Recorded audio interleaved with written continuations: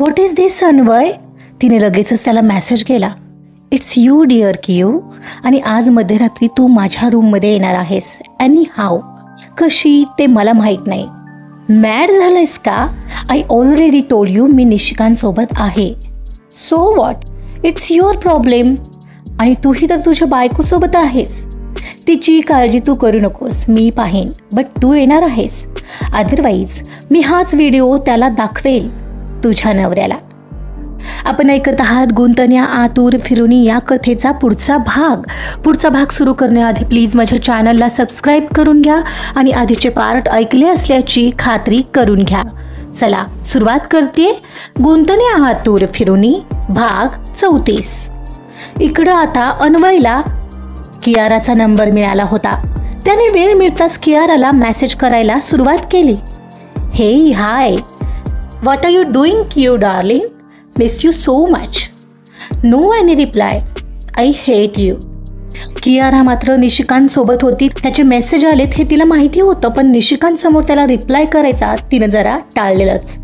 दुपारच्या जेवणानंतर जेव्हा तिला वेळ मिळाला तेव्हा ती वॉशरूममध्ये आली आणि त्याला मेसेज करू लागली. सॉरी, मी निशिकांत आय मीन नवऱ्यासोबत आहे Anvay. Please try to understand. मला मेसेज करता येत नाही आहेत.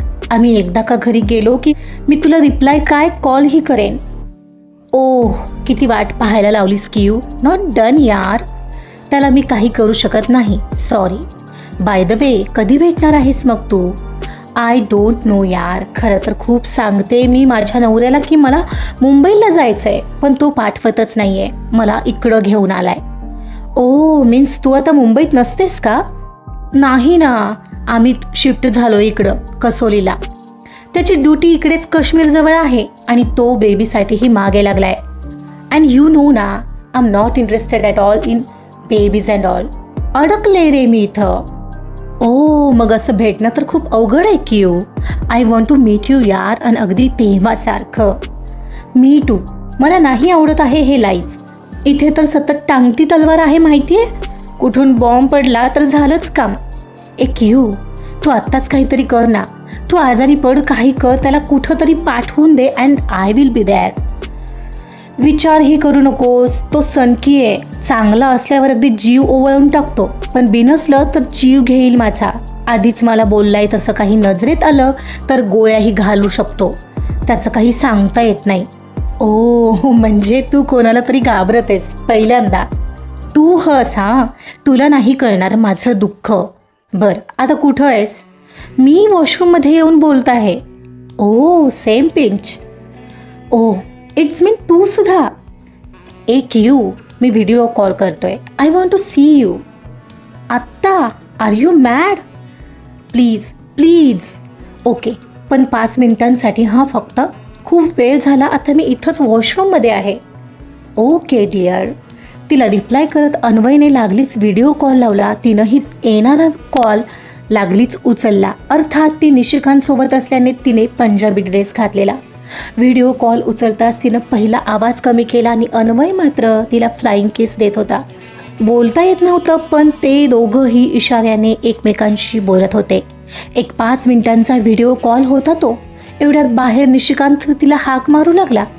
कियारा, ए कियारा, अगं किती वेळात आहेस? चल ना, निघायचंय आपल्याला स्पॉट पाहायला. हो आले. ती निशिकांतला आवाज देऊन म्हणत अन्वयला आता व्हिडिओ बंद करावा लागेल असं इशाऱ्याने म्हणाली. तिनं कॉल पटकन संपवला आणि ती बाहेर आली. ते सगळा तो कॉलचा पुरावा नष्ट करूनच. अगं काय, चल ना आवर. हो मी रेडीच तर आहे म्हणत ती जस्ट आरशासमोर गेली आणि गुणगुणतच तिची लिपस्टिक पुन्हा जरा गडद करू लागली. तिचा मूड तसा चांगला वाटत होता, त्यामुळे निशिकांतने तिच्या मागे तिला मागून मिठीत घेतलं. ती क्षणभर तिच्यात हरवू लागला. त्याचा मूडही आता वेगळा होता. तिलाही ते जाणवलं. अहो हे काय आता नाही का उशीर होते? ती हसत म्हणाली. नाही तर म्हणत त्याने तिला स्वतःकडे वळवलं आणि कसकन तिला स्वतःकडे ओढून तिच्या ओठात ओठ मिसळले. तशी तीही मूडमध्ये होती, त्यामुळे तिनेही त्याला टोकलं नाही आणि तीही त्याला प्रतिसाद देत हरवू लागली. त्याचं समाधान झालं. तेव्हाच तो तिला सोडणार, तर ती मात्र थांबायला तयार नव्हती. वेगळ्याच कारणाने उत्तेजित झालेली ती दोघंही कितीतरी वेळ हरवलेले. बाहेर डोअर नॉक झालं तेव्हा ते भानावर येत वेगळे झाले. ओह, मी पाहतो रूम सर्व्हिस असेल म्हणत निशिकांत पुढे झाला आणि कियारा बहुतेक अन्वयला आठवून निशिकांतसोबत हरवलेली आता कुठं भानावर आली की आपण निशिकांतसोबत आहोत. रूम साफ करायला आलेले तेव्हा रूम साफ करेपर्यंत दोघंही तिथंच थांबले आणि मग स्पॉटवर जाण्यासाठी बाहेर पडले. बाहेर येऊन स्पॉटसाठी हॉटेल थ्रू एक गाडी असणार होती. दोघंही त्यात येऊन जस्ट बसलेच असतील. गाडी सुरू झाली आणि एवढ्यात कियाराला अन्वयचा मेसेज आला. त्याचा मेसेज म्हणताना तिनं फोन थोडा तिरका करत साईडला घेतला आणि त्याने काय पाठवलंय पाहू लागली. पाहते तर एक व्हिडिओ होता. निशिकांत ही फोनमध्ये मग्न होता. मग मात्र तिनं तो ओपन करून पाहिला अगदी आवाज कमी करून. पण पाहते तर त्यात जी व्हिडिओ फीत होती त्यात ती चक्क क्लोथलेस होती. What is this Anvay? तिनं लगेचच त्याला मेसेज केला. इट्स यू डिअर कियू, आणि आज मध्यरात्री तू माझ्या रूममध्ये येणार आहेस. ॲनी हाव, कशी ते मला माहीत नाही. मॅड झालायस का? आय ऑलरेडी टोल यू मी निशिकांतसोबत आहे. So what, it's your problem. आणि तूही तर तुझ्या बायकोसोबत आहेस. तिची काळजी तू करू नकोस, मी पाहील. बट तू येणार आहेस, अदरवाईज मी हाच व्हिडिओ त्याला दाखवेन तुझ्या नवऱ्याला. No Anvay, you are not gonna do this. मी करणार, अगदी असंच करणार आहे. हां, this time I am very serious. चल मग, मी तुझी वाट पाहतोय. असं का करत आहेस अन्वय? मी आलेच असते ना, बस मला थोडा वेळ हवा होता. Why are you doing this यार? I already love you. तुझं ऐकलं असतंच ना मी, पण असं करायची काय गरज होती तुला? लव प्रेमाचा अर्थ माहिती आहे का तुला?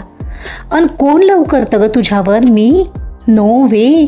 अशा कॅरेक्टरलेस मुलीवर मी आणि प्रेम छे. मला फक्त ते हवं होतं जे मी यावेळी मिळवून राहणार, कळलं? तसंही तू मला ज्या प्रकारे डावलून त्याच्याशी लग्न केलं तेही तर मला नाही आवडलंय. कारण मग तेव्हा हवं ते हवं तसं नाही ना करता आलं मला तुझ्यासोबत. What do you mean? My dear Kiyu, एवढा वेळ नाही आहे मला तुला समजावायला. चल, मला काम आहे आता. माझ्या बायकोलाही वेळ द्यायचा आहे. रात्री भेटणार आहोतच, तेव्हा पाहू ना मग. भेटू मग. I am waiting for you.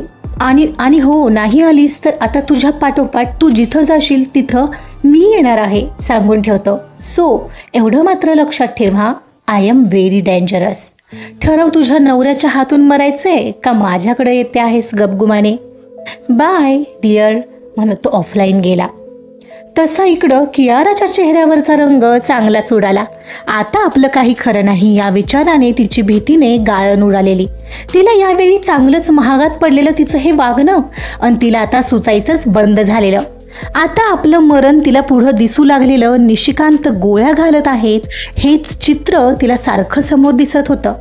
तिचं बाजूलाच असलेल्या निशिकांतकडे लक्ष गेलं तर तो काचेतून बाहेर पाहत होता. काहीच सेकंदाने त्याचंही पुढच्या क्षणाला तिच्यावर लक्ष आलं आणि ती त्याच्याकडेच पाहते हे पाहून त्याने तिला स्मित करत तिच्या खांद्यावरून हात टाकत तिला जवळ ओढलं. कियारा, एन्जॉय करतेस ना? सी हाऊ रोमॅन्टिक ॲटमॉस्फिअर आहे हे. इट्स लवली ना? तो बाहेर पाहत म्हणाला. आणि त्या क्षणाला निसर्ग सौंदर्य अनुभवण्यासाठी तयार नसलेली कियारा अक्षरशः बधीर झालेली. तिने उगाचच होकारार्थी मान हलवली. एव्हाना त्याने ओढून तिला अगदी जवळ घेतलेलं. तिचं डोकं आता त्याच्या छातीवर आलेलं आणि तो तिच्या डोक्यावर प्रेमाने थोपटत होता. पण आता मात्र तिला भरून येऊ लागलेलं. तिचं तेव्हा खरंच प्रेम होतं अन्वयवर, ते खोटं नव्हतं. तिला लग्नही तर करायचं होतं त्याच्याशी, पण नाही झालं लग्न त्याच्याशी कारण आईबाबांनी ते करू दिलं नव्हतं.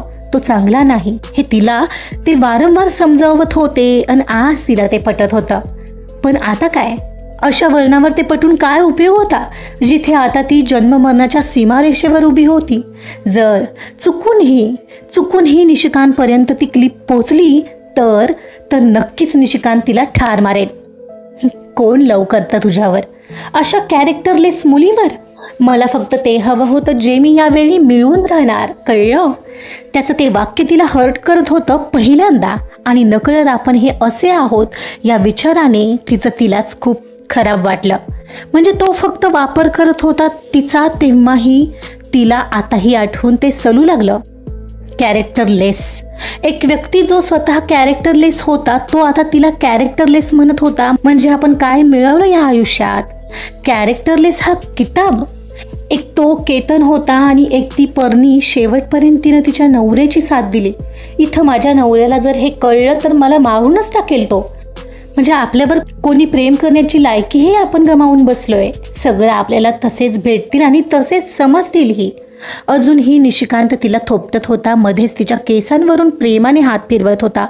तशी ती विचारांच्या गर्तेतून बाहेर आली. कसा का असेना, पण निशिकांत तिच्यावर मनापासून प्रेम करत होता. तिचा नवरा होता आणि तिचा बायकोचा हक्कही तो तिला देत होता. तिला हल्ली हे सतत जाणवत होतं. तरीही अन्वय समोर आल्यावर ती घसरली आणि हे घसरणं तिच्या आयुष्याला भयंकर कलाटणी देऊ शकत होतं. आता निशिकांत माझ्या पास्टपासून अज्ञात आहेत खरे, पण तोंडावर दाखवण्यापुरतं त्यांचं ते प्रेम नाहीये आणि हे मला खरंच हरवायचं नाहीये.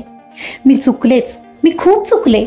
तिला मघाचं इतक्या उत्कटपणे निशिकांतचं ते प्रेम करणं आठवलं आणि आपण कोणा भलत्याच्याच विचारात त्याला प्रतिसाद देत होतो हे आठवूनही तिलाच कदाचित लाज वाटली असावी. पण आता काय? निशिकांतला त्याने सांगितलं तर माझं काहीच खरं नाहीये. का ऐकलं मी त्याचं? का मी लगेचच त्याला नंबर दिला? चांगला हसता खेळता संसार सुरू आहे तरीही मला अशी दुर्बुद्धी व्हावी. आता काय करू मी? मला काहीच सुचत नाहीये. हो मान्य आहे, यावेळी त्याला नंबर देण्याचीही मी एक चूकच केली आहे. पण मी काहीच न करता आता तो मला ब्लॅकमेल करतोय. ओ गॉड, मला घरी जायचं आहे. मला ही ट्रीप नकोच. तो पुन्हा मागं आला तर? बाप रे, नको. मला मुंबई नको आणि पुणेही नको. मला निशिकांत सोबत राहायचंय. पण आता काय करू मी? निशिकांत ऐका ना. काय मनात आलं तशी ती बाजूला होत त्याला आवाज देत म्हणाली, बोल ना, काय झालं Kiara? I am not feeling well. Please आपण रूमवर जाऊया का? काय झालं कियारा तुला? आणि असं अचानक? अगं आता खूप पुढं आलोय आपण. असं माघारी कसं जाणार? निशू प्लीज, मला खरंच बरं वाटत नाही आहे. प्लीज आपण घरी जाऊया ना आपल्या. मला नकोय ही ट्रीपसुद्धा. प्लीज ना. हो, ती अगदीच रडकुंडीला येऊन म्हणत होती. डोळेही तिचे पाण्याने डबडबलेले. अगं पण का? हे काय रडत काय सानी तू? वेडीस का गं? आणि मगाशी तर ठीक होतीस. तो तिचे डोळे पुसत म्हणाला. पण आता नाहीये ना मी ठीक. Please please Nishikant, I request you. अगं बरं ठीक आहे, पण आता तिथं पोहोचू तर दे. मग तिथून निघू रूमवर हवं तर. आता मध्येच कुठे उतरणार आहोत आपण? सांग बरं. आपलं सामान इकडं बोलावून घ्या, आपण इथूनच निघूया प्लीज. अगं पण प्लीज निशिकांत, माझ्यासाठी एवढं कराल प्लीज. आपण सध्या राहत आहोत तिथंच फिरू वगैरे. तुम्ही म्हणाल ते करेन मी तिथं, पण इथं नको ना. ती अगदीच हात जोडून म्हणाली. ओके ओके, शांत हो, मी पाहतो. एक्सक्यूज़ मी, यहाँ पे कोई तो होटल देखकर रुकिएगा प्लीज़. क्या हुआ sir? Actually my wife is not feeling well, so please. Okay okay, next stop पे रुका देता हूँ, ड्रायव्हर म्हणाला. आणि निशिकांत कियाराकडे वळला. थांबवतील ते नेक्स्ट स्टॉपला. नाव are you all right? Thanks a lot Nishikant, thank you so much. I love you म्हणत ती त्याला बिलगली. I love you too dear. तसा तो तिच्या केसातून हात फिरवत तिला नॉर्मल करू लागला आणि ती मात्र घट्ट डोळे मिटून बिलगलेली. मनाशी ठरवत होती की आता असं काही वागायचं नाही ज्याने निशिकांतचा विश्वास तुटेल. आता फक्त त्याच्याशी प्रामाणिक राहायचं. आता फक्त त्याच्यावर प्रेम करायचं, कारण आता या क्षणाला त्याचं मदत करणं म्हणजे तिच्यासाठी खूप मोलाचं होतं. तिला आता या क्षणाला त्याचा जो आधार वाटलेला की बोलूनही सांगता आला नसता, पण तिला आता खऱ्या अर्थाने त्याच्याबद्दल काहीतरी वाटू लागलेलं. आजचा पार्ट इथंच संपलेला आहे. कियारा कदाचित बदलण्याचा विचार करते आहे. तिला एक अन्वयच्या रूपात झटका जो मिळालाय. बघूया काय होतंय पुढील काही भागामध्ये. ऐकत रहा गुंतणे आतुर फिरुनी. कथा आवडत असेल तर प्लीज लाईक करा, सबस्क्राईब करा आणि शेअरसुद्धा करा. Thank you so much.